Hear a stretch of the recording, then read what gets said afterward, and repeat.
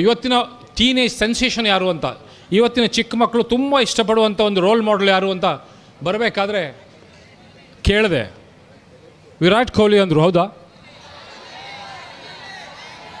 ವಿಲಾಸ್ ಹೆಗ್ಡೆ ನಿರ್ದೇಶಕರು, ಸ್ಥಾಪಕರು, host India event management marketing private limited. ಸರಕಾರಿ ಪ್ರಾಥಮಿಕ ಶಾಲೆ ಕಾವಡಿ NJC ಬಾರ್ಕೂರಿನಲ್ಲಿ ಕಲಿತು ಸಹಪಾಠಿಗಳೊಂದಿಗೆ ಗೆಳೆಯರೊಂದಿಗೆ ಶಾಲಾ ಗ್ರೌಂಡ್ ಮನೆಯ ಬಳಿಯ ಬಯಲಿನಲ್ಲಿ ಕ್ರಿಕೆಟ್ ಆಡುತ್ತಾ ಕ್ರಿಕೆಟ್ ಕಾಮೆಂಟ್ರಿಗಳನ್ನು ಹೇಳುತ್ತಾ ಸೃಜನಶೀಲ ರೇಡಿಯೋ ವಾರ್ತೆಗಳನ್ನು ರಚಿಸಿ ಓದುತ್ತಾ ವಿನೋದಮಯ ಶಾಲಾ ಜೀವನವನ್ನು ನಡೆಸಿ ಬೆಳೆದವರು. ನಂತರ ಮೈಸೂರು ಮಹಾರಾಜ ಕಾಲೇಜು, ಮೈಸೂರು ಯೂನಿವರ್ಸಿಟಿಯಲ್ಲಿ ಬಿಸ್ನೆಸ್ ಮ್ಯಾನೇಜ್ಮೆಂಟ್ ಮತ್ತು ಜರ್ನಲಿಸಂ ವಿಷಯದಲ್ಲಿ ಪದವೀಧರರಾದರು. 22 ವರ್ಷಗಳ ಹಿಂದೆ ಬೆಂಗಳೂರಿನಲ್ಲಿ host India events and marketing private limited ಎನ್ನುವ ಕಾರ್ಪೊರೇಟ್ ಇವೆಂಟ್ ಮ್ಯಾನೇಜ್ಮೆಂಟ್ ಸಂಸ್ಥೆಯನ್ನು ಸ್ಥಾಪಿಸಿದರು. Good morning.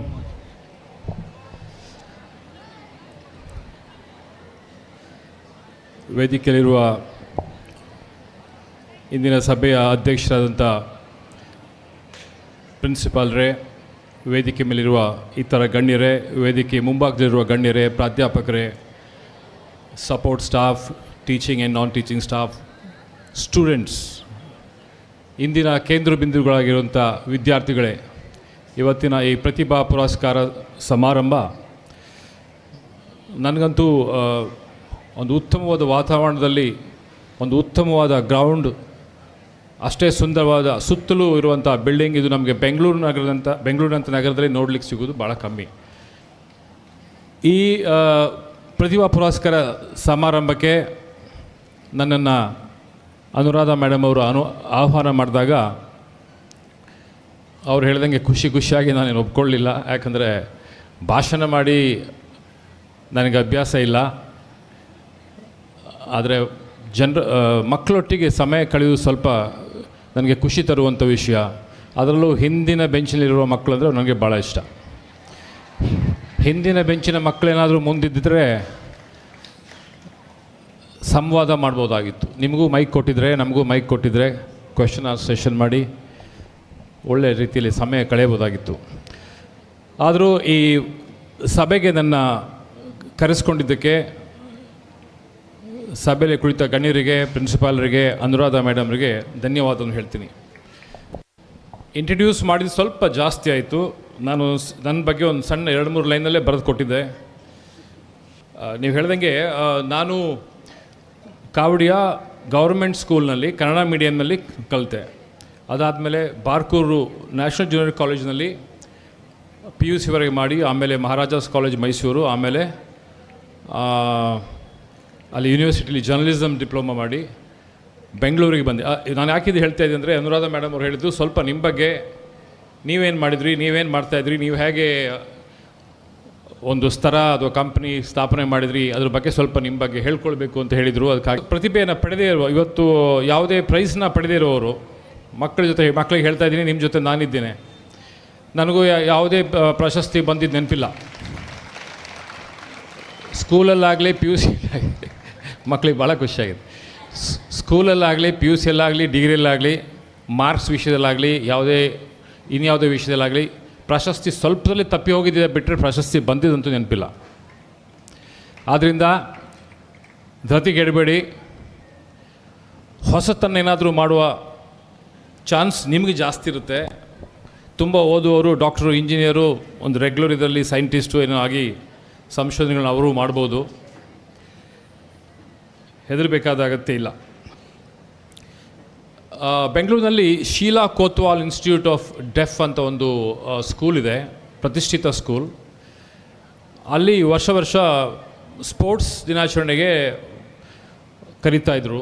ನಾವಲ್ಲಿ ಒಂದು 2-3 ಸಲ ಭಾಷಣ ಮಾಡಲಿಕ್ಕೆ ಹೋಗಿದ್ದೆ. It was a school for deaf. So ಮಕ್ಕಳಿಗೆ ಕಿವಿ ಕೇಳಿಸಲ್ಲ, ಅವರು ಮಾತಾಡಲಿಕ್ಕಾಗಲ್ಲ. ಭಾಳ ಸೇಫ್ ಇತ್ತು ಅಲ್ಲಿ ಭಾಷಣ ಮಾಡೋದು. ನಾವು ಹೇಳೋದು ಮಕ್ಕಳಿಗೆ ಕೇಳಿಸಲ್ಲ, ಪಕ್ಕದಲ್ಲಿ ಒಬ್ಬರು ನಿಂತ್ಕೊಂಡು ಸನ್ನೆ ಮಾಡಿ ಅವರಿಗೆ ಸನ್ನೆ ಲ್ಯಾಂಗ್ವೇಜಲ್ಲಿ ಅವ್ರು ತಿಳಿಸ್ತಾಯಿದ್ರು. ಒಂದು ಲೈನ್ ಹೇಳಿದ ಮೇಲೆ ನಮಗೊಂದು ಬೇಕಾದಷ್ಟು ಟೈಮ್ ಸಿಗ್ತಾಯಿತ್ತು. ಯೋಚನೆ ಮಾಡಿ ಇನ್ನೊಂದು ಶಬ್ದ, ಇನ್ನೊಂದು ವಾಕ್ಯನ ಹೇಳ್ಬೋದಾಗಿತ್ತು. ಮಕ್ಕಳಿಂದ ಏನು ಭಯ ಇರಲಿಲ್ಲ. ಇವತ್ತು ನಮ್ಮ ಮುಂದಿರೋ ಮಕ್ಕಳು you all are young, bright, beautiful looking, smart people. ಬಹಳ ಬ್ರೈಟ್, ಒಬ್ರೊಬ್ರ ಮುಖ ಅಷ್ಟು ಶಾರ್ಪ್, ಅಷ್ಟು ಕ್ಲೀನಾಗಿ ರೆಡಿಯಾಗಿ ಬಂದಿದ್ದೀರಿ. ಗೌರ್ಮೆಂಟ್ ಸ್ಕೂಲ್ ಒಂದರಲ್ಲಿ ಬಂದು ಜನರನ್ನು ಭೇಟಿ ಆಗ್ತಿರೋದು ಬಹಳ ಸಮಯದ ನಂತರ. ಪ್ರತಿಯೊಬ್ಬರು ನೋಡ್ಲಿಕ್ಕೆ ಬಹಳ ಖುಷಿ ಆಗ್ತಿದೆ. ಒಂದಂದರೆ ಮಕ್ಕಳು ಸ್ವಲ್ಪ ಜಾಸ್ತಿ ಕಂಜ್ಯೂಸ್ ಅಂತ ಅನಿಸ್ತು ನನಗೆ. 600 ಅಂಕದಲ್ಲಿ ಒಂದು 50-60 ಕೂಡ ನೀವು ಬಿಡೋ ಥರ ಕಾಣಿಸ್ತಿಲ್ಲ. ಎಲ್ಲರೂ 590 ಕಾಣಿಸ್ತಾ ಇದೆ. ಇನ್ನೊಂದು ವಿಷಯ, ಉತ್ತಮವಾದ ಭಾಷಣಕ್ಕೆ ಇನ್ನು ಮುಂದೆ ಬಹುಶಃ ಜಾಸ್ತಿ ಬೆಲೆ ಇರಲಿಕ್ಕಿಲ್ಲ ಅಂತ ನನಗೆ ಅನಿಸ್ತಾ ಇದೆ. ಭಾಷಣಕಾರರ ಅಗತ್ಯ ಬರಲಿಕ್ಕಿಲ್ಲ. ಒಳ್ಳೆಯ ಭಾಷಣ ನಿಮಗಂತೂ ಸದ್ಯದಲ್ಲೇ ಉತ್ತಮ ಭಾಷಣಕಾರರಿಂದ ಭಾಷಣ ಇತ್ಯಾದಿ ಸಿಗ್ಬೋದು. ಯಾಕೆ ಹೇಳ್ತಿದ್ದೀವಿ ಅಂದರೆ, ಇದು ಇನ್ಫಾರ್ಮೇಷನ್ ಏಜ್. ಒಂದು ಬಟನ್ ಒತ್ತಿದ್ರೆ ಸಾಕು ನಿಮಗೆ ಎಂತೆಂಥವ್ರ ಭಾಷಣ, ಎಂತೆಂಥವ್ರ ಸ್ಪೀಚು, ಅದನ್ನು ನೀವು ನೋಡ್ತಾ ಕೂತ್ಕೊಂಡ್ರೆ, ಹಗಲು ರಾತ್ರಿ ನೋಡ್ತಾ ಕೂತ್ಕೊಂಡ್ರು ಇನ್ನೂ ಜಾಸ್ತಿ ಇನ್ಫಾರ್ಮೇಷನ್ ಸಿಗ್ತದೆ. ದೇಶದ ನಾಯಕರು ಇರ್ಬೋದು, ಸದ್ಗುರು ಇರ್ಬೋದು, ಜಾಕ್ ಮಾ ಇರ್ಬೋದು, ನೀವು ಗ್ಲೋಬಲ್ ಲೀಡರ್ಸ್ ಟ್ರಂಪ್ ಇರ್ಬೋದು, ಬೈಡನ್ ಇರ್ಬೋದು, ಯಾರ್ದು ಸ್ಪೀಚ್ ಬೇಕಾದ್ರೂ ಕೂತ ಜಾಗದಲ್ಲಿ ವಿದಿನ್ ಎ ಸೆಕೆಂಡ್ ನೋಡ್ಬೋದು. ಹಾಗಿರುವಾಗ ನಮ್ಮಂಥವರು ನಿಮಗೆ ಭಾಷಣ ಮಾಡಿ ಹೇಳಬೇಕಾಗೋದೇನಿಲ್ಲ, ನಮ್ಮ ಅನುಭವಗಳನ್ನ ಸ್ವಲ್ಪ ತಿಳಿಸ್ಬೋದು. ನನ್ನ ಪರಿಚಯ ನಿಮ್ಗೆ ಮಾಡಿದ್ರು ಅನುರಾಧ ಮೇಡಮ್ ಅವರು, ನಿಮ್ಮ ಪರಿಚಯ ನನಗಾಗಲಿಲ್ಲ. ನಾನು ಸ್ವಲ್ಪ 1-2 ಕ್ವಶನ್ ಕೇಳಿ ಅರ್ಥ ಮಾಡ್ಕೊಳ್ಳಿ ಟ್ರೈ ಮಾಡ್ತೀನಿ. ಎಷ್ಟು ಜನರ ಹತ್ರ ಸ್ಮಾರ್ಟ್ ಫೋನ್ಸ್ ಇದೆ? ಕೈ ಎತ್ತಿ ಪ್ಲೀಸ್. ಸ್ಮಾರ್ಟ್ ಫೋನ್ಸ್ ಎಷ್ಟು ಜನರದಿದೆ? ಮೊಬೈಲ್ ಫೋನ್ ಎಕ್ಸಸ್ ನಿಜ ಹೇಳ್ಬೋದು, ತೊಂದರೆ ಇಲ್ಲ. ಇವತ್ತೊಂದು ದಿವಸ ಹೇಳಿ, ರೆಕಾರ್ಡ್ ಆಗ್ತಾ ಇಲ್ಲ. ಖಂಡಿತ ಅಷ್ಟೇನಾ? ಸ್ಮಾರ್ಟ್ ಫೋನ್ ಅಂದರೆ ಇಂಟರ್ನೆಟ್ ಇರೋ ಫೋನ್. ಓಕೆ. ಸೊ ಜಾಸ್ತಿ ಜನಕ್ಕೆ ಆಕ್ಸೆಸ್ ಇಲ್ಲ, ಬಟ್ ಮನೇಲಿ ಸ್ಮಾರ್ಟ್ ಫೋನ್ ಅಂತೂ ಆಕ್ಸೆಸ್ ಮಾಡ್ತೀರಿ, ತುಂಬ ರೀಲ್ಸ್ ನೋಡ್ತೀರಿ. ನಾನು ಏನು ಹೇಳಿಕ್ಕೆ ಹೊರಟೆ ಅಂದರೆ, ನಮ್ಮ ಕಾಲಘಟ್ಟದಲ್ಲಿ 1980s 2000 ಆ ಟೈಮ್ನಲ್ಲಿ ಸಮಾಜದಲ್ಲಿದ್ದ ತೊಂದರೆಗಳೇನಿತ್ತು ಅಂದರೆ, ಸಮಸ್ಯೆಗಳು ಬಹಳ ದೊಡ್ಡ ಸಮಸ್ಯೆ, ಇದು ಭಾಳ ದೊಡ್ಡ ಕಷ್ಟ. ಅಂದರೆ ನಂಬರ್ 1 ಬಡತನ. ಯಾರ ಹತ್ರ ಹಣ ಇರಲಿಲ್ಲ, ಎಲ್ಲರೂ ಕಷ್ಟದಲ್ಲಿದ್ದರು. ತುಂಬ ಹಣ ಇದ್ದವರು ಆ ಟೈಮಲ್ಲಿ ನನಗೆ ನೋಡಿದ್ದು ನೆನಪಿಲ್ಲ. ಆಸ್ತಿ ಪಾಸ್ತಿ ಇರ್ಬೋದು, ಹಣ ಇರಲಿಲ್ಲ. ಇದೊಂದು ದೊಡ್ಡ ಪಿಡುಗಿತ್ತು ಆ ಕಾಲದಲ್ಲಿ. ಇನ್ನೊಂದು, ಯಾವಾಗ ನೋಡಿದ್ದು ಜನಸಂಖ್ಯಾ ಸ್ಫೋಟದ ಬಗ್ಗೆ. ಜನಸಂಖ್ಯಾ ಸ್ಫೋಟ ಅಂತ ಹೇಳಿದ್ದು ಮೇಷ್ಟ್ರುಗಳು ಹೇಳಿದ್ದು, ಸ್ಪೀಚಲ್ಲಿ ಹೇಳಿದ್ದು, ರಾಜಕಾರಣಿಗಳು ಹೇಳಿದ್ದು, ಎಲ್ಲಿ ನೋಡಿದ್ದು ಜನಸಂಖ್ಯಾ ಸ್ಫೋಟದ ವಿಷಯ. ಇವತ್ತು ಆ ವಿಷಯ ಚರ್ಚೆಗೆ ಬರ್ತಾ ಇಲ್ಲ. ಮೇ ಬಿ ಸಾಂಕ್ರಾಮಿಕ ರೋಗಗಳು, 1-2 ಹೆಲ್ತ್ ರಿಲೇಟೆಡ್ ಇಶ್ಯೂಸ್, ಆಹಾರ, ಜಾತಿ ಪದ್ಧತಿ, ಇಂಥದ್ದೊಂದು ಕೆಲವು ವಿಷಯಗಳನ್ನ ಬಿಟ್ಟರೆ, ಇವತ್ತಿನ ಕಾಲದಲ್ಲಿ ನೀವೀಗ ರೆಡಿಯಾಗಿ ಹೊರಗೆ ಹೋಗ್ತಾ ಇರುವಂಥ ಸಂದರ್ಭದಲ್ಲಿ, ನೀವು ಈ ಕಾಲೇಜ್ ಮುಗಿಸಿ ದೊಡ್ಡ ಕಾಲೇಜ್ ಮುಗಿಸಿ ಕಾರ್ಪೊರೇಟ್ ವರ್ಲ್ಡ್ಗೆ ಉದ್ಯೋಗಕ್ಕಾಗಿ ಹೋಗೋ ಸಂದರ್ಭದಲ್ಲಿ ಯಾವ ಸಮಾಜ ನಿಮ್ಮನ್ನು ಕಾಯ್ತಾ ಇದೆ, 2 ಕೈನ ಅಗಲ ಮಾಡ್ಕೊಂಡು ಕಾಯ್ತಾ ಇದೆ ಅಂದರೆ, ಅಷ್ಟು ಖುಷಿ ಪಡುವಂಥ ವಿಷಯ ಅಲ್ಲ ಅದು. ನಾವು ನಮ್ಮ ಹಿರಿಯರು ಇಂಥ ಒಂದು ಸಮಾಜವನ್ನು ನಿಮಗೆ ಸೃಷ್ಟಿ ಮಾಡಿ ಬಿಟ್ಕೊಟ್ಟು ಹೋಗ್ತಾ ಇದ್ದೀವಿ. ಇವತ್ತಿನ ಸಮಾಜದಲ್ಲಿ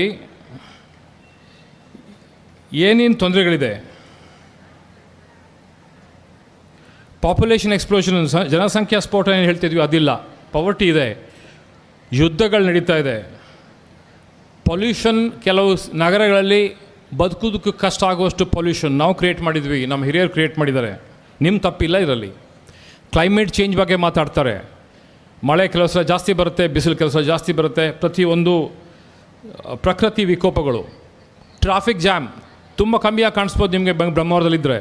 ಬೆಂಗಳೂರಿಗೆ ಬಂದರೆ ನಿಮಗೆ 1 ಕಿಲೋಮೀಟ್ರ್ ಹೋಗಲಿಕ್ಕೆ 2 ಗಂಟೆನೂ ಆಗ್ಬೋದು, 3 ಗಂಟೆನೂ ಆಗ್ಬೋದು, ನಿಮ್ಮ ಕೈಲಿಲ್ಲ. ಪೀಕ್ ಅವರ್ಸಲ್ಲಿ, ಈಗ ಪೀಕ್ ಅವರ್ಸ್ ಅಂದರೆ ಸ್ವಲ್ಪ ಬೆಳಗ್ಗೆ 8ರಿಂದ 11 ಅಥವಾ ಇವಾಗ ಪೀಕ್ ಅವರ್ಸ್ ಫುಲ್ ಡೇ ಆಗಿಬಿಟ್ಟಿದೆ. ಆ ಟೈಮಲ್ಲಿ ಹಾರ್ಟ್ ಅಟ್ಯಾಕ್ ಏನಾದ್ರು ಆಯಿತು ಅಂದರೆ ಗೌನ್ ಕೇಸ್, ಚಾನ್ಸೇ ಇಲ್ಲ ಅವನು ಹಾಸ್ಪಿಟ್ಲ್ ತಲುಪಲಿಕ್ಕೆ. ಸೈಬರ್ ಕ್ರೈಮ್ ಕಾಲ್ಸ್ ಬರ್ತಾ ಇರುತ್ತೆ, ನಿಮ್ಮದು ಪಾರ್ಸೆಲ್ ನಮಗೆ ಸಿಕ್ಕಿದೆ, ಪೊಲೀಸ್ ಕೇಸ್ ಆಗಿದೆ, ದುಡ್ಡು ಕಳಿಸಿ, ಹಾಗೆ ಹೀಗೆ. ಬೆಳಗ್ಗೆ ದಿವಸಕ್ಕೊಂದು 2 ಫೋನ್ ನನಗಂತೂ ಬರ್ತಾ ಇರುತ್ತೆ.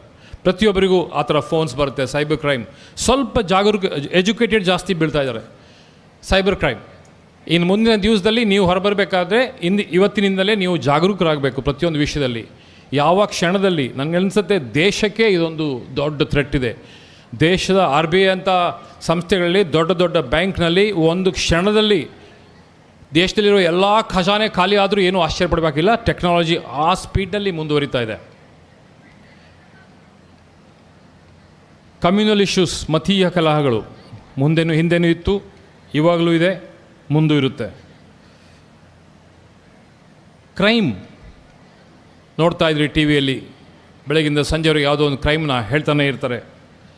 ಮಾನಸಿಕ ಕಾಯಿಲೆ ಮುಂದಿನ ದಿವಸಗಳಲ್ಲಿ ಅತ್ಯಂತ ಹೆಚ್ಚಾಗುವಂಥ ಸಾಧ್ಯತೆ ಇದೆ. ನಗರ ಪಟ್ಟಣಗಳಲ್ಲಿ ವಾಸಿಸುವವರಿಗೆ ಇಡೀ ದಿವಸ ಸ್ಟ್ರೆಸ್, ಮತ್ತು ಜನರ ಸಂಪರ್ಕ ಇಲ್ಲ, ಸ್ಕ್ರೀನ್ ಟೈಮ್ ಮಾತ್ರ, ಬರೀ ಸ್ಕ್ರೀನ್ ನೋಡ್ತಾ ಇರ್ತೀವಿ ನಾವು. ಕತ್ಲೆ ಕೋಣೆಯಲ್ಲಿ ಮೊಬೈಲ್ ಹಾಕ್ಕೊಂಡು ಅದರಲ್ಲೇ ರೀಲ್ಸ್ ನೋಡ್ತಾ ಇರ್ತೀವಿ. ಜನರ ಸಂಪರ್ಕ ಇಲ್ಲ, ತಮಾಷೆ ಇಲ್ಲ, ಜೋಕ್ಸ್ ಇಲ್ಲ, ಆಟಪಾಠ ಇಲ್ಲ, ಫಿಸಿಕಲ್ ಆ್ಯಕ್ಟಿವಿಟಿ ಇಲ್ಲ. ಕೆಟ್ಟ ಆಹಾರ, ಮೆದುಳಿಗೂ ಕೂಡ ಕೆಟ್ಟ ಆಹಾರ.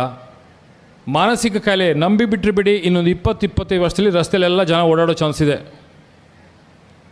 ಆ ಥರ ಲೆವೆಲ್ಗೆ ಬರ್ತಾ ಇದೆ. ಇನ್ನೊಂದು ಮುಖ್ಯವಾದ ವಿಷಯ ಹೇಳ್ತೀನಿ, ಡ್ರಗ್ಸ್. ನೀವು ನನಗೆ ಗೊತ್ತಿಲ್ಲ ಎಷ್ಟು ಜನರಿಗೆ ಅದ್ರ ಬಗ್ಗೆ ಅನುಭವ ಇದೆ ಅಂತೆ. ನನ್ನ ಸುತ್ತಮುತ್ತ ಒಂದು 3-4 ಜನ ಈ ಪಿಡುಗಿನಲ್ಲಿ ಡ್ರಗ್ಸ್ನ ತೊಂದರೆಲಿರೋ ಹುಡುಗರನ್ನ ನಾವು ಹ್ಯಾಂಡಲ್ ಮಾಡೋಕ್ಕೆ ಟ್ರೈ ಮಾಡ್ತಾಯಿದ್ವಿ ಸುಮಾರು ವರ್ಷದಿಂದ, ಒಂದು 8-10 ವರ್ಷದಿಂದ. ಯಶಸ್ವಿ ಆಗಿಲ್ಲ. 3-4 ಜನ ಹುಡುಗರು ಯಶಸ್ವಿ ಆಗಿಲ್ಲ. ನೀವೇನು ಯೋಚನೆ ಮಾಡ್ತೀರಾ ಅದು ಎಷ್ಟೋ ಪಟ್ಟು ಜಾಸ್ತಿ. ನೀವು ಎಷ್ಟು ಯೋಚನೆ ಅಲ್ಲಿ ಡ್ರಗ್ಸ್ ಇದೆ, ಅಲ್ಲಿ ಡ್ರಗ್ಸ್ ಇದೆ, ಇಲ್ಲಿ ಡ್ರಗ್ಸ್ ಇದೆ, ಅದಕ್ಕಿಂತ 10 ಅಲ್ಲ 100 ಪಟ್ಟು ಜಾಸ್ತಿ ಅದಿದೆ. ನಮ್ಮ ಮಕ್ಕಳು ಹೇಳ್ತಾರೆ, ಆ ಆಂಟಿ ಅಂಕಲ್ ಡ್ರಗ್ಸ್ ತಗೋತಾರೆ, ಇವರು ತಗೋತಾರೆ, ಅವರು ತಗೋತಾರೆ, ಇವರು ತಗೋತಾರೆ, ಆಲ್ಮೋಸ್ಟ್ ಎಲ್ಲರೂ ತಗೋತಾರೆ ಅಂತಾರೆ. ಬಹಳ ಯಶಸ್ಸು, ಶ್ರಮಪಟ್ಟು ಬಹಳಷ್ಟು ಯಶಸ್ಸನ್ನು ಕಂಡಂಥ ಕೆಲವು ಕ್ರಿಕೆಟ್ ಸ್ಟಾರ್ಸ್ ಎಕ್ಸಾಂಪಲ್ ಕೊಡ್ತೀನಿ ನಿಮಗೆ ನಾನು. ಅಷ್ಟು ಪರಿಶ್ರಮ ಪಟ್ಟು ಪೃಥ್ವಿ ಶಾ ಅಂತ ಒಂದು ಕ್ರಿಕೆಟರ್ ಎಕ್ಸಾಂಪಲ್ ಕೊಡ್ತೀನಿ, ಪಬ್ಲಿಕಲ್ಲಿ ಕೊಡ್ಬೋದು ಎಲ್ಲ ಗೊತ್ತಿಲ್ಲ. ಪೃಥ್ವಿ ಶಾ ಅಂತ ಒಂದು ಕ್ರಿಕೆಟ್ ಭಾಳ ಗುಟ್ಟಾಗಿ ಆ ವಿಷಯ ಡಿಸ್ಕಷನ್ ಆಗ್ತದೆ. One of the most talented cricketer that probably we have come across. Tendulkar, Virat Kohli, Rohit ಶರ್ಮಾಗೆ ಯಾವುದರಲ್ಲೂ ಕಮ್ಮಿ ಇಲ್ಲ ಹುಡುಗ. ಯಾರೂ ಹತ್ರನೇ ಸೇರಿಸ್ತಾ ಇಲ್ಲ. ವಿಷಯ ಗುಟ್ಟಾಗಿ ಉಳಿದಿದೆ. ಡಿಸಿಪ್ಲಿನ್ ವಿಷಯ ಅಂತ ಹೇಳ್ತಾರೆ, ಹತ್ರ ತಗೋತಾ ಇಲ್ಲ, ದೂರ ಇಡ್ತಾ ಇದ್ದಾರೆ. ಅವ್ನು ಯಾಕೆ ಒಳಗೆ ಬರ್ತಾಯಿಲ್ಲ ಅಂತ ಚರ್ಚೆ ಬರ್ತಾಯಿದೆ. ಗೊತ್ತಿರೋರಿಗೆ ಗೊತ್ತಿದೆ, ಅವನೊಬ್ಬನೇ ಅಲ್ಲ ಅಂತ ಎಷ್ಟೋ ಫಿಲ್ಮ್ ಸ್ಟಾರ್ಸು, ಕ್ರಿಕೆಟರ್ಸು ಅಷ್ಟು ಪರಿಶ್ರಮ ಮಾಡಿ ನ್ಯಾಷನಲ್ ಲೆವೆಲ್ಗುರಿಗೆ ಹೋಗಿ ಇನ್ನೇನು ಎಂಜಾಯ್ ಮಾಡಬೇಕು ಅನ್ನೋ ಟೈಮ್ನಲ್ಲಿ ಯಾವುದೋ ದುಶ್ಚಟಕ್ಕೆ ಸಿಕ್ಕಿ ಹೊರಗೆ ಹೋಗ್ತಾ ಇದ್ದಾರೆ. ಅದಕ್ಕಿಂತ ಬೇಸರ ಪಡಬೇಕಾದ ವಿಷಯ ಯಾವುದಿಲ್ಲ. ಇದು ಯಾಕೆ ಹೇಳ್ತೀವಿ ಅಂದರೆ, ಈ ವಿಷಯನ ಚಿಕ್ಕದಾಗಿ ತಗೋಬೇಡಿ. ಯಾರೋ ಒಬ್ಬರು ನೀವು ಕಾಲೇಜಿಗೆ ಹೋದಾಗ, ಇನ್ನೂ ದೊಡ್ಡ ಕಾಲೇಜಿಗೆ ಹೋದಾಗ ಒಂದು ಟ್ರೆಂಡ್ ಬಂದಿದೆ ಹುಡುಗರಲ್ಲಿ, ಕೂಲ್ ಅಂತ. That's cool. 2 ಬಟನ್ ತೆಗೆದು ಸ್ವಲ್ಪ ಗಡ್ಡ ಬಿಟ್ಟು ರಸ್ತೆಯಲ್ಲಿ ತಿರುಗಾಡಿದ್ರೆ ಈ ಸ್ಕೂಲ್ ಗಾಯ್. ಆ ಟ್ರೆಂಡ್ ಹೋಗಬೇಕು. ಅದು ನಮ್ಮ ತಲೆಗೆ ತುಂಬಿದ್ದು ಪಾಶ್ಚಾತ್ಯ ದೇಶಗಳಿಂದ ಬಂದಂಥ ವಿಷಯಗಳು. ಸಣ್ಣ ಸಣ್ಣ ವಿಷಯದ ಮೇಲೆ ತಲೆ ಕೆಡಿಸ್ಕೋಬೇಡಿ. ನನಗೊಂದು ಮೊಡವೆ ಆಗಿದೆ, ಹೋಗ್ತಾ ಇಲ್ಲ, ಅದ್ರ ಮೇಲೆ ಎಷ್ಟೋ ಅವರ್ಸ್. ಹುಡುಗಿಗೆ ಅವಳದು ಕೂದಲು ಚೆನ್ನಾಗಿದೆ, ನಂದು ಕೂದಲು ಅಷ್ಟು ಚೆನ್ನಾಗಿಲ್ಲ, ಅವನಿಗೆ ಗಡ್ಡ ಬರುತ್ತೆ, ನನಗೆ ಗಡ್ಡ ಬರೋಲ್ಲ. ಚಿಲ್ಲರೆ ವಿಷಯಗಳಿಗೆಲ್ಲ ಟೈಮ್ ಸ್ಪೆಂಡ್ ಮಾಡಬೇಡಿ. ವೇದಿಕೆ ಮೇಲಿರೋ ನಮಗೂ ನಿಮಗೂ ಒಂದು ದೊಡ್ಡ ವ್ಯತ್ಯಾಸ ಇದೆ. ಅತ್ಯಂತ ಶ್ರೀಮಂತರುಗಳು ನೀವು, ದೊಡ್ಡ ವ್ಯತ್ಯಾಸ. ಅತ್ಯಂತ ಶ್ರೀಮಂತರುಗಳು ನೀವು ಇಲ್ಲಿ ನಮ್ಮೆಲ್ಲರಿಗಿಂತ. ಅದು ಕಾರಣ ಅಂದರೆ ನಿಮ್ಮ ಹತ್ರ ಸಮಯ ಇದೆ, ನಿಮ್ಮ ಹತ್ರ ಬೇಕಾದಷ್ಟು ಟೈಮ್ ಇದೆ, ನಮ್ಮ ಹತ್ರ ಟೈಮ್ ಇಲ್ಲ. ಹುಡುಗರೇ, 1 ನಿಮಿಷ ಕೇಳಿ, ಲಾಸ್ಟ್ ಬೆಂಚ್ ಅವರು, ನಿಮ್ಮ ಹತ್ರ ಸಮಯ ಇದೆ, ನಿಮ್ಮ ಹತ್ರ ಬೇಕಾದಷ್ಟು ಸಮಯ ಇದೆ. ಈಗ ನೀವು ಚೇಂಜ್ ಮಾಡ್ಕೋಬೋದು ನಿಮ್ಮ ಲೈಫ್ ಸ್ಟೈಲ್ನ, ನಿಮ್ಮ ಅಭ್ಯಾಸಗಳನ್ನು, ನಿಮ್ಮ ಶಿಸ್ತನ್ನು, ನಿಮ್ಮ ಕಾನ್ಫಿಡೆನ್ಸನ್ನು ಈಗ ಬದಲಾವಣೆ ಮಾಡ್ಕೋಬೋದು. ನಾವು ಚಿಕ್ಕವರಿದ್ದಾಗ ನಮಗೆ ಹೇಳುವವರು ಭಾಳ ಕಮ್ಮಿ ಇದ್ದರು. ಈ ಯೂಟ್ಯೂಬ್ಗಳಿರಲಿಲ್ಲ, ಒಳ್ಳೆಯ ವಿದ್ವಾಂಸರು ಹೇಳುವಂಥ ಮಾತುಗಳು ನಮಗಿರಲಿಲ್ಲ. ಇವಾಗ ಅರ್ಥ ಆಗ್ತಾಯಿದೆ. ಈಗಲೂ ನಿಮ್ಗೆ ಅರ್ಥ ಆಗಲ್ಲ, ಭವಿಷ್ಯ ನಿಮ್ಗೆ ಅರ್ಥ ಆಗೋದು ನೀವು ಸ್ವಲ್ಪ ಲೈಫ್ನ ಹಾಳು ಮಾಡಿಕೊಂಡು, ಆರೋಗ್ಯವನ್ನು ಹಾಳು ಮಾಡ್ಕೊಂಡ ಮೇಲೆ. ನಿಮ್ಮ ಹತ್ರ ಈಗ ಸಮಯ ಇದೆ, ನೀವು ತಿದ್ಕೋಬೋದು.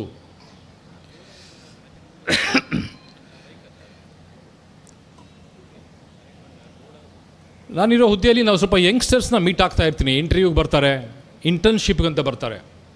ಒಂದು ಉದಾಹರಣೆ ಹೇಳ್ತೀನಿ. ಒಬ್ಬ ಹುಡುಗ ಇಂಟರ್ನ್ಶಿಪ್ಗಂತ ಬಂದಿದ್ದಾನೆ.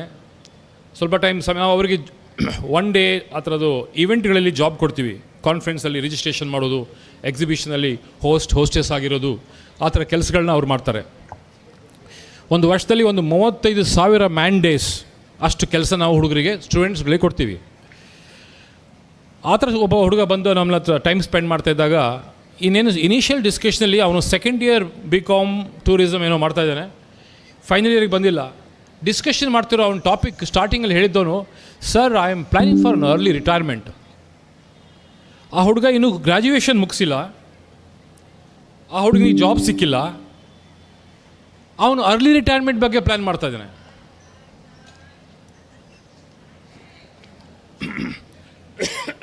ಇದಕ್ಕೆ ಕಾರಣ ಯಾರು ಗೊತ್ತಾ?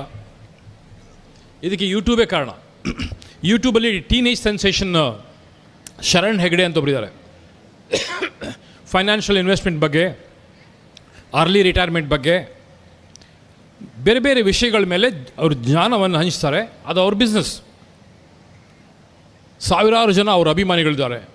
ಅಂದರೆ ಕಾಲೇಜ್ ಲೆವೆಲ್ ಹೋದ್ಮೇಲೆ ನಿಮ್ಗೆ ಗೊತ್ತಾಗುತ್ತೆ. ಈಗ ಕಾಲೇಜ್ ಸ್ಟೂಡೆಂಟ್ಸು ಇವತ್ತಿನ ಕಾಲದಲ್ಲಿ ಮಾತಾಡೋದು ಈಸಿಯೆಸ್ಟ್ ದುಡ್ಡು ಹೇಗೆ ಮಾಡೋದು, ಭಾಳ ಸುಲಭವಾಗಿ ಹಣ ಹೇಗೆ ಮಾಡಬೇಕು, ಸ್ಟಾಕ್ ಮಾರ್ಕೆಟ್ ಇನ್ವೆಸ್ಟ್ಮೆಂಟ್ ಬಗ್ಗೆ ಮಕ್ಕಳು ಮಾತಾಡ್ತಿದ್ದಾರೆ. ಆ ಹುಡುಗ ಅರ್ಲಿ ರಿಟೈರ್ಮೆಂಟ್ ಬಗ್ಗೆ ಯಾಕೆ ಮಾತಾಡೋದಂದರೆ, ಅರ್ಲಿ ರಿಟೈರ್ಮೆಂಟ್ ಬಗ್ಗೆ ಯೂಟ್ಯೂಬ್ನಲ್ಲಿ ಅವ್ರು ಮಾತಾಡ್ತಾರೆ. ಅದು ಯಾರಿಗೆ? ಅವನಿಗಲ್ಲ. ಅದು ಜಾಬ್ ಸೇರೋಕ್ಕಿಂತ ಮುಂಚೆ ಅರ್ಲಿ ರಿಟೈರ್ಮೆಂಟ್ ಬಗ್ಗೆ ಮಾತಾಡೋದು. ಜಾಬ್ ವರ್ಕ್ ಮತ್ತು ಲೈಫ್ ಬ್ಯಾಲೆನ್ಸ್ ಅಂತೆ, ಲೈಫ್ನ ಎಂಜಾಯ್ ಮಾಡಬೇಕಂತೆ, ಈ ಥರ ವಿಷಯಗಳ ಬಗ್ಗೆ ಹೇಳ್ತಾರೆ. ವಿಷಯ ನಿಜ. ಒಂದು ಡೆವಲಪ್ಡ್ ಕಂಟ್ರಿ ಆಗಿ, ಇಕಾನಮಿ ಎಲ್ಲ ಡಿಸ್ಟ್ರಿಬ್ಯೂಟ್ ಆಗಿ ತುಂಬ ಯಶಸ್ಸು ಕಾಣಿಸ್ತಾ ಇದ್ದರೆ, ನಿಮ್ಮ ಮನೆಯಲ್ಲಿ ಎಲ್ಲರೂ ಸಕ್ಸಸ್ಫುಲ್ ಆಗಿದ್ದರೆ, ತುಂಬ ಸ್ಟ್ರೆಸ್ ತಗೋತಾ ಇದ್ದರೆ, ನೀವು ಲೈಫು ಬ್ಯಾಲೆನ್ಸ್ ಮಾಡಬೇಕು, ನಾನು ಸ್ವಲ್ಪ ಅದು ಮಾಡಬೇಕು, ಇದು ಮಾಡಬೇಕಂತ ಮಾಡಬೇಕು. ನಿಜವಾಗ್ಲೂ ಮಾಡಬೇಕು. ನೀವು ಲೈಫ್ನ ಎಂಜಾಯ್ ಇವತ್ತೇ ಮಾಡಬೇಕು, ಮುಂದೆ ಮಾಡ್ತಿದ್ರೆ ಆಗಲ್ಲ. ಸ್ವಲ್ಪ ಇವಾಗಲೇ ಮಾಡ್ಕೊಂಡು ಬರಬೇಕು. ಒಂದು ಹಾಬಿ ಇರಬೇಕು ನಿಮಗೆ. ಒಂದು ಹಾಬಿ, ಒಳ್ಳೆ ಒಂದು ಹಾಬಿ ನಿಮಗೆ ಇರಲೇಬೇಕು. ನೆನ್ಪಿಟ್ಕೊಳ್ಳಿ, ಬರ್ಕೊಳ್ಳಿದ್ದನ್ನು. ಕ್ರಿಕೆಟ್ ಆಟ ಇರ್ಬೋದು, ಯಾವುದೋ ಮ್ಯೂಸಿಕ್ ಇರ್ಬೋದು, ಹಾಡೋದಿರ್ಬೋದು, ಚೆಸ್ ಗೇಮ್ ಇರ್ಬೋದು, ಯಾವುದೋ ಒಂದು ಹಾಬಿ ಇಟ್ಕೊಳ್ಳಿ. ಯಾಕಂದರೆ ನಿಮ್ಮದು ಲೈಫಲ್ಲಿ ತುಂಬ ಸ್ಟ್ರೆಸ್ಫುಲ್ ಆದಾಗ, ನೀವು ಒಬ್ಬರೇ ಆದಾಗ, ಆಮೇಲೆ ಸ್ವಲ್ಪ ಫ್ರೆಂಡ್ಸ್ ಇರಬೇಕು, ಒಳ್ಳೆ ಫ್ರೆಂಡ್ಸ್ ಇರಬೇಕು. ಜಾಸ್ತಿ ಜನ ಬೇಡ, ಒಂದು 4 ಜನ ಫ್ರೆಂಡ್ಸ್. ನಿಮ್ಮನ್ನು ಅವ್ರು ಇನ್ಸ್ಪೈರ್ ಮಾಡ್ತಾರೆ, ನೀವು ಅವ್ರನ್ನ ಇನ್ಸ್ಪೈರ್ ಮಾಡ್ತೀರಿ, ಅಂಥವ್ರನ್ನ ನಿಮ್ಮ ಗ್ಯಾಂಗ್ ಇರಬೇಕು. ಈಗ ಕೆಲವರು ಪ್ರೈಸ್ ತೊಗೊಳಕ್ಕೆ ಬಂದಾಗ ಸಿಕ್ಕಾಪಟ್ಟೆ ಕ್ಲಾಪ್ಸ್, ಕೆಲವರಿಗೆ ಕ್ಲಾಪ್ಸೇ ಇಲ್ಲ. ಸ್ವಲ್ಪ ಯೋಚನೆ ಮಾಡಿ ಈ ವಿಷಯ. ಯಾರೋ ಒಬ್ಬ ಹುಡುಗನಿಗೆ ಪ್ರೈಸ್, ಆ ಕಡೆಯಿಂದ ಫುಲ್ ಗಲಾಟೆ. ಆ ಹುಡುಗ ಇಂಟ್ರೆಸ್ಟಿಂಗ್ ಕ್ಯಾರೆಕ್ಟರ್ ಇರಬೇಕು. ಅವನು ಒಂದೇ ಜೋಕ್ಸ್ ಮಾಡ್ತಾನೆ, ತಮಾಷೆ ಮಾಡ್ತಾನೆ, ಏನೋ ಮಾಡ್ತಾನೆ. ಬಟ್ ಇಷ್ಟು ಜನ, ಒಂದು 50 ಜನ ಅವನಿಗೆ ಕ್ಲಾಪ್ಸ್ ಮಾಡಿದರು. ಸೊ ಒಳ್ಳೆ ಫ್ರೆಂಡ್ಸ್ ಇಟ್ಕೊಳ್ಳಿ. ಅರ್ಲಿ ರಿಟೈರ್ಮೆಂಟ್ ಬಗ್ಗೆ ಮಾತಾಡ್ದಲ್ಲ ಹುಡುಗ, ತಪ್ಪು. ರಿಟೈರ್ಮೆಂಟ್ ಬಗ್ಗೆ ಮಾಡೋ ಟೈಮ್ ಅಲ್ಲ ಇದು. 90% of your life is work. It's all work work work work work. ಇನ್ನು 10%ಅಲ್ಲಿ ಏನು ಮಾಡ್ತಿರೋ ಮಾಡ್ಕೊಳ್ಳಿ. ಎಷ್ಟು ಜನ ಕ್ರಿಕೆಟ್ ಆಡ್ತೀರಾ ಮಕ್ಕಳೇ? ಕ್ರಿಕೆಟ್ ಎಷ್ಟು ಜನಕ್ಕೆ ಕ್ರಿಕೆಟ್ ಇಷ್ಟ? ಇನ್ನೂ ಸ್ವಲ್ಪ ಕೈ ಬರಬೇಕು. Very good. ಎಷ್ಟು ಜನ ಕ್ರಿಕೆಟ್ ವಾಚ್ ಮಾಡ್ತೀರಿ? Very nice, super. ಕೈ ಇಳಿಸಿ. ಕ್ರಿಕೆಟ್ನ ಎಂಜಾಯ್ ಮಾಡಿ, ತುಂಬ ಚೆನ್ನಾಗಿ ಕ್ರಿಕೆಟ್ ಆಡಿ. ಆದರೆ ನಿಮ್ಮ ಕ್ರಿಕೆಟ್ ಫ್ಯಾನ್ ನಾನು ಯಾರಿಗೂ ಕೇಳಿದೆ ಇವತ್ತಿನ ಟೀನೇಜ್ ಸೆನ್ಸೇಷನ್ ಯಾರು ಅಂತ, ಇವತ್ತಿನ ಚಿಕ್ಕ ಮಕ್ಕಳು ತುಂಬ ಇಷ್ಟಪಡುವಂಥ ಒಂದು ರೋಲ್ ಮಾಡೆಲ್ ಯಾರು ಅಂತ ಬರಬೇಕಾದ್ರೆ ಕೇಳಿದೆ. ವಿರಾಟ್ ಕೊಹ್ಲಿ ಅಂದರು. ಹೌದಾ?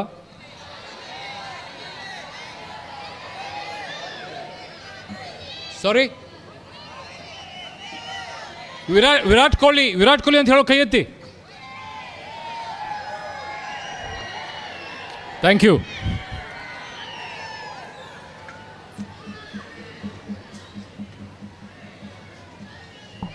ಮಕ್ಕಳೇ, ಒಂದು ನಿಮಿಷ.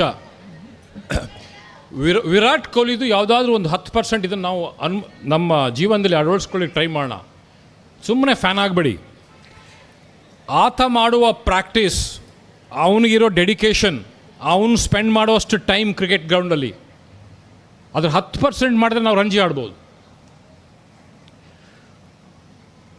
ಅವನ ಸ್ಪೀಚ್ಗಳನ್ನ ಯೂಟ್ಯೂಬಲ್ಲಿ ಕೇಳಿ, ಅವನು ಮೋಟಿವೇಟ್ ಮಾಡೋ ರೀತಿ ಕೇಳಿ. ನಾನು ಅಷ್ಟು ಪರಿಪೂರ್ಣ ಒಂದು ಸ್ಪೋರ್ಟ್ಸ್ ಪರ್ಸನಾಲಿಟಿ ನೋಡಿಲ್ಲ, ಕೇಳಿಲ್ಲ.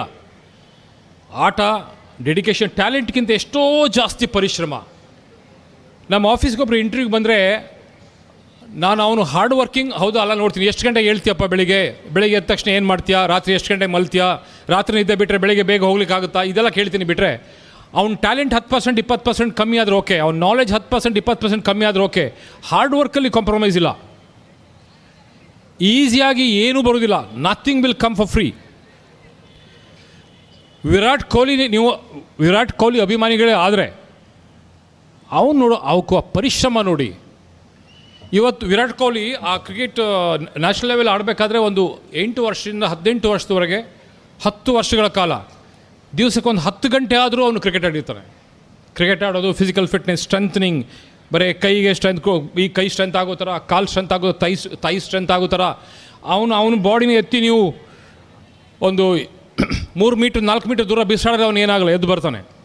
ಅಷ್ಟು ಶ್ರದ್ಧೆಯಿಂದ ಪ್ರಾಕ್ಟೀಸ್ ಮಾಡಿ ಮಾಡಿ ಮಾಡಿ ಅವನು ಎಷ್ಟು ಸಲ ಕ್ರಿಕೆಟ್ ಆಡಬೇಕಾದ್ರೆ ಒಂದು ಬಾಲ್ನ ಎಷ್ಟು ಸಲ ಹೊಡೆದಿರ್ಬೋದು. ಕ್ರಿಕೆಟಲ್ಲ, ಮನೆಯಲ್ಲಿ ಒಂದು ದಾರಕ್ಕೆ ಸಾಕ್ಸ್ ಥರ ಒಂದು ಹಾಕಿ ಅದರೊಳಗೆ ಬಾಲ್ ಹಾಕಿ ಹೊಡಿತಾ ಇರ್ತಾರೆ. ಕೋಟಿಗಟ್ಟಲೆ ಸಲ ಹೊಡೆದಿರ್ತಾನೆ. ಆ ಥರ ಪರಿಶ್ರಮ ಪಟ್ಟಾಗ ಅವನು ಆ ಥರ ಕ್ರಿಕೆಟರ್ ಆಗ್ತಾರೆ.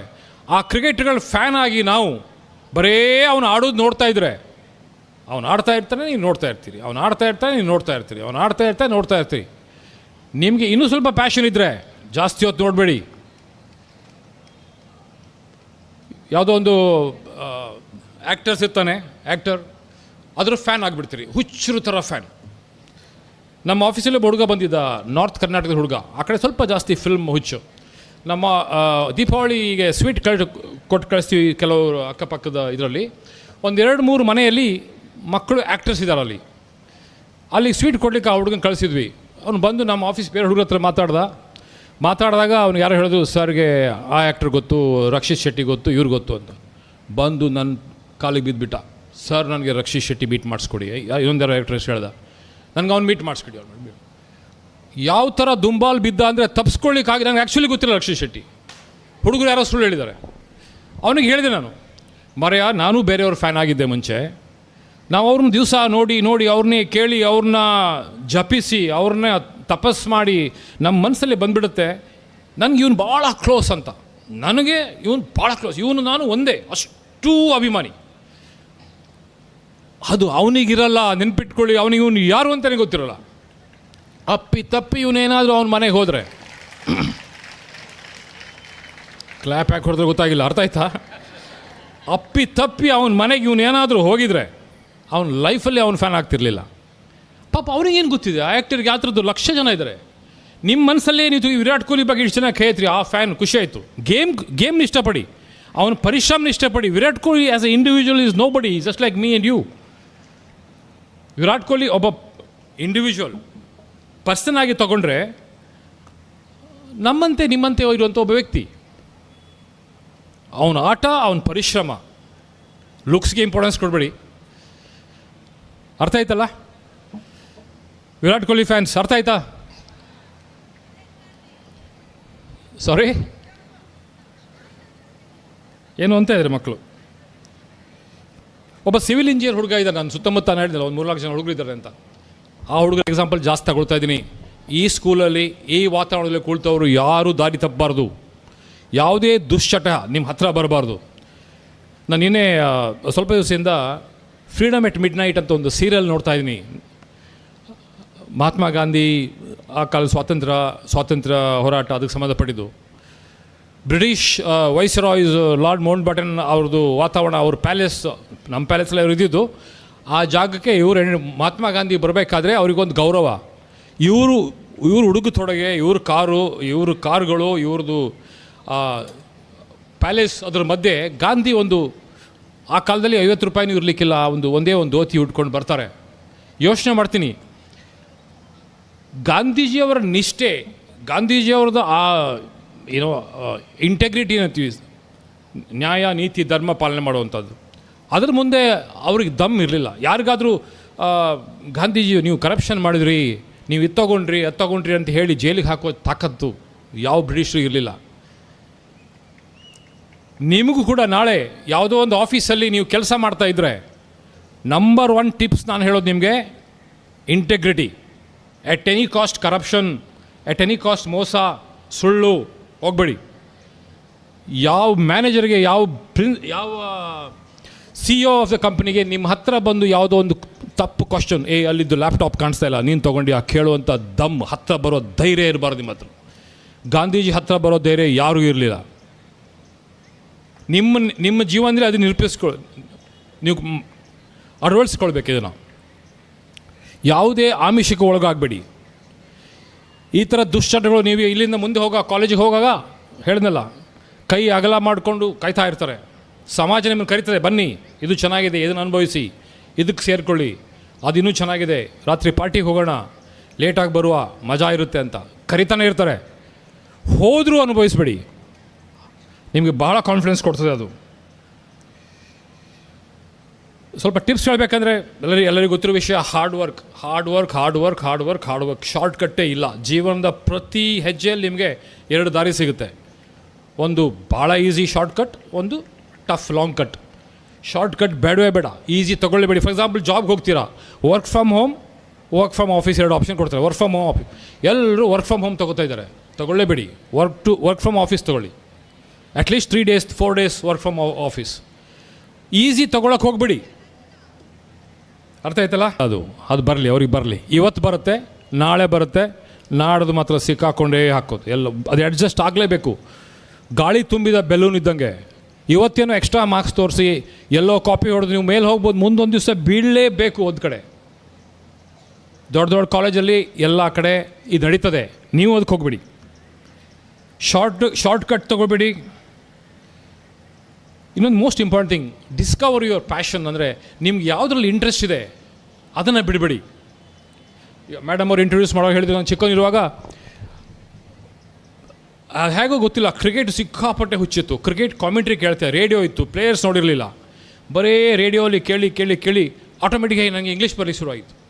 ನನಗೆ ಗೊತ್ತಿಲ್ಲ ಇವತ್ತು ಹೇಗೆ ಅಂತ.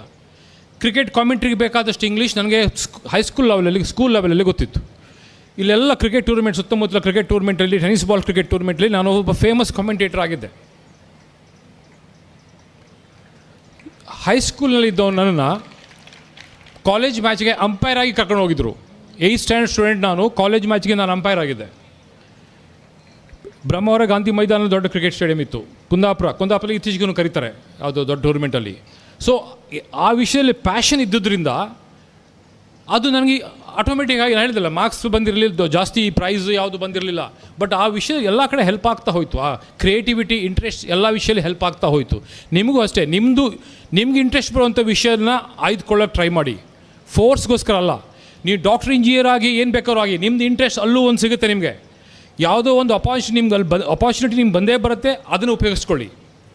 ನೀವು ಹಿಂತಿರುಗಿ ನೋಡಿದಾಗ ಗೊತ್ತಾಗುತ್ತೆ ನಮ್ಗೆ. ಅದು ಸ್ಟೀವ್ ಜಾಬ್ಸ್ ಹೇಳ್ತಾ ಇದ್ದ, ಮ್ಯಾಕ್, ನಿಮ್ಮ ಐಫೋನ್ ಕಂಡುಹಿಡಿದವನು, ಅಥವಾ ಮ್ಯಾಕ್ ಕಂಪ್ನಿಯ ಅವನು ಹೇಳ್ತಿದ್ದ, ಹಿಂದೆ ತಿರುಗಿ ನೋಡಿದಾಗ ಅವನಿಗೆಲ್ಲ ಕನೆಕ್ಟ್ ಆಗ್ತಾ ಬರ್ತಿತ್ತು ಅಂತೆ. ಅವನ ಕಂಪ್ನಿಯಿಂದನೇ ಅವನು ಕಿತ್ತು ಹಾಕಿದ್ರು ಹೊರಗೆ. ಕ್ಯಾಲಿಗ್ರಫಿ ಅಂತ ಒಂದು ಹ್ಯಾಂಡ್ ರೈಟಿಂಗ್ದು ಒಂದು ಕೋರ್ಸ್ ಮಾಡ್ದ ಅವನು. ಆ ಹ್ಯಾಂಡ್ ರೈಟಿಂಗ್ ಕೋರ್ಸ್ ಎಷ್ಟು ಚೆನ್ನಾಗಿ ಮಾಡ್ದ ಅಂದರೆ, ಇವತ್ತು ಕೂಡ ಅವನ ಹ್ಯಾಂಡ್ ರೈಟಿಂಗ್, ಅವನು ಅದ್ರ ಮೇಲೆ ಡೆವಲಪ್ ಮಾಡಿರುವಂಥ ಫಾಂಟ್ಸ್, ಆ ಅಕ್ಷರಗಳನ್ನೇ ನಾವು ಇವತ್ತು ಮ್ಯಾಕಲ್ಲಿ, ಐಫೋನಲ್ಲಿ ಉಪಯೋಗಿಸ್ತಾ ಇದ್ದೀವಿ. ಅದು ಅವನಿಗೆ ತುಂಬ ಹೆಲ್ಪ್ ಆಯಿತು ಅಂತ ಅವನಿಗೆ ಮುಂದೆ ಗೊತ್ತಾಗಿದ್ದು. ಹಿಂದೆ ನಾನು ಮಾಡಿದ್ದೆಲ್ಲ ಈಗ ಉಪಯೋಗ ಆಗ್ತಾಯಿದೆ ಅಂತ. ಸೊ ಇಂಗ್ಲೀಷ್ ಲ್ಯಾಂಗ್ವೇಜ್ನ ಕಲ್ತ್ಕೊಳ್ಳಿ, ಕಾನ್ಫಿಡೆನ್ಸ್ ಬೆಳೆಸ್ಕೊಳ್ಳಿ. ಸೊ ಅದು ಟೈಮ್ ಮ್ಯಾನೇಜ್ಮೆಂಟ್ ಅರ್ಥ ಮಾಡ್ಕೊಳ್ಳಿ. ಬರೀ ಅರ್ಜೆಂಟ್ ಇರೋ ವರ್ಕ್ಗಳು ಮಾಡಬೇಡಿ. ಯಾವುದು ಇಂಪಾರ್ಟೆಂಟ್ ಇದೆ ಅದು ಮಾಡಿ. ಅರ್ಜೆಂಟ್ ಇರೋ ವರ್ಕ್ ಪ್ರತಿಯೊಂದು ಅರ್ಜೆಂಟಾಗಿ ಬಂದುಬಿಡುತ್ತೆ ನೀವು ಮಾಡಿಲ್ಲ ಅಂದರೆ. ಇಂಪಾರ್ಟೆಂಟ್ ಇರೋ ಕೆಲಸಗಳು ಮಾಡಿ. ಫ್ರೆಂಡ್ಸ್ನ ಕೇರ್ಫುಲ್ಲಾಗಿ ಚೂಸ್ ಮಾಡಿ. ಕಾನ್ಫಿಡೆನ್ಸ್, ಟೆಕ್ನಾಲಜಿಯನ್ನು ಭಾಳ ಜವಾಬ್ದಾರಿಯಿಂದ ಯೂಸ್ ಮಾಡಿ. Technology it can do wonders. ಹಿಂದಿನ ಕಾಲದಲ್ಲಿ ಇದು ಆಗ್ತಾ ಇರಲಿಲ್ಲ. ನಮ್ಮ ಟೈಮಲ್ಲಿ ಇವತ್ತು ಯಾರೋ ಒಬ್ಬರಿಗೆ ಯಾವುದೋ ಒಂದು ಪ್ರಾಡಕ್ಟ್ನ ತಯಾರಿಸಿ ಇನ್ಸ್ಟಾಗ್ರಾಮಲ್ಲಿ ಬಿಟ್ಟರೆ ನಾಳೆ ಅವನು ಶ್ರೀಮಂತ ಆಗ್ಬೋದು, ಅಷ್ಟು ಒಳ್ಳೆ ಪ್ರಾಡಕ್ಟ್ ತಯಾರಿಸಿದರೆ. ಆ ವಾತಾವರಣ ಮುಂಚೆ ಇರಲಿಲ್ಲ. ಆದ್ದರಿಂದ ಪ್ರತಿಯೊಬ್ಬ ವಿದ್ಯಾರ್ಥಿಗೆ ಹೇಳ್ತೀನಿ, ಇಲ್ಲಿರೋ ಪ್ರತಿಯೊಬ್ಬ ವಿದ್ಯಾರ್ಥಿಯು ಬಹಳ ಒಳ್ಳೆಯ ರೀತಿ ಪ್ರತಿಯೊಂದು ವಿಚಾರದಲ್ಲೂ ಯಶಸ್ಸನ್ನು ಕಾಣಲಿ. ಈ ಶಾಲೆ ಬಹಳಷ್ಟು ಅಭಿವೃದ್ಧಿಯನ್ನು ಕಾಣಲಿ. ನನಗೆ ಈ ಅವಕಾಶ ಮಾಡಿಕೊಟ್ಟಂಥ ಪ್ರಾಧ್ಯಾಪಕರಿಗೆ, ಅನು ಮೇಡಮ್ಗೆ, ಪ್ರಿನ್ಸಿಪಾಲ್ರಿಗೆ,